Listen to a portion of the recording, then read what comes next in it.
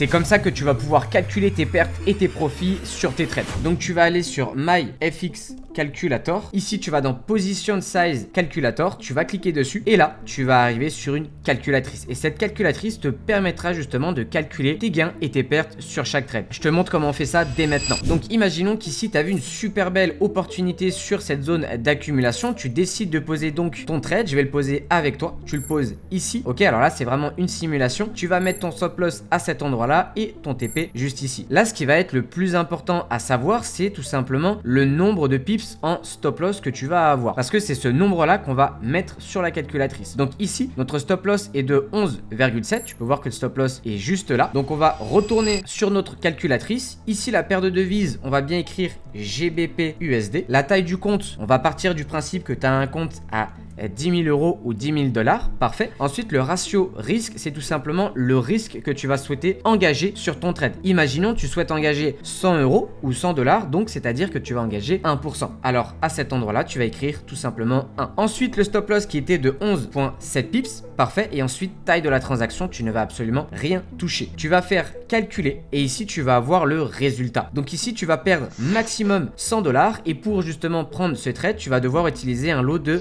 0,85.